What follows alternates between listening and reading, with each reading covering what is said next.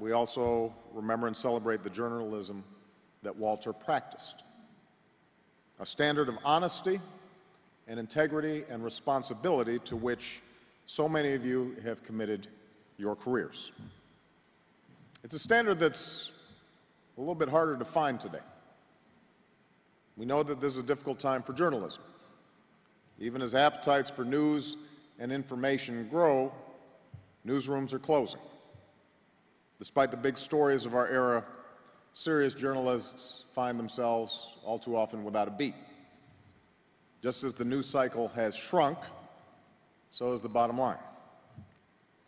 And too often we fill that void with instant commentary and celebrity gossip and the softer stories that Walter disdained, rather than the hard news and investigative journalism he championed. What happened today is replaced with who won today. The public debate cheapens. The public trust falters. We fail to understand our world or one another as well as we should. And that has real consequences in our own lives and in the life of our nation. We seem stuck with a choice between what cuts to our bottom line and what harms us as a society. Which price is higher to pay? Which cost is harder to bear? This democracy, Walter said, cannot function without a reasonably well-informed electorate.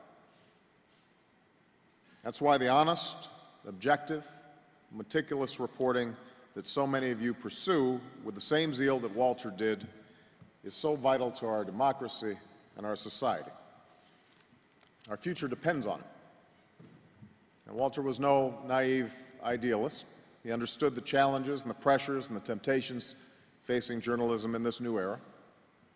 He believed that a media company has an obligation to pursue a profit, but also an obligation to invest a good chunk of that profit back into news and public affairs. He was excited about all the stories that a high-tech world of journalism would be able to tell and all the newly emerging means with which to tell it.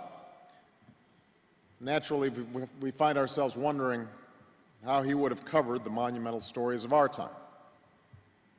In an era where the news that City Hall is on fire can sweep around the world at the speed of the internet, would he still have called to double-check?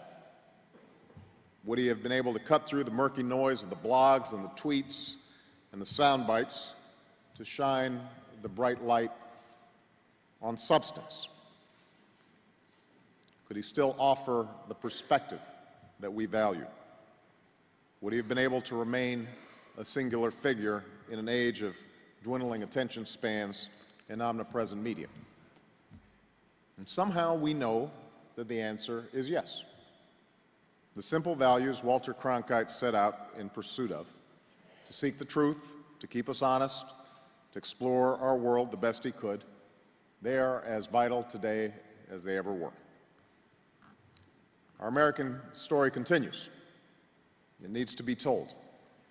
And if we choose to live up to Walter's example, if we realize that the kind of journalism he embodied will not simply rekindle itself as part of a natural cycle, but will come alive only if we stand up and demand it and resolve to value it once again, then I'm convinced that the choice between profit and progress is a false one, and that the golden days of journalism still lie ahead.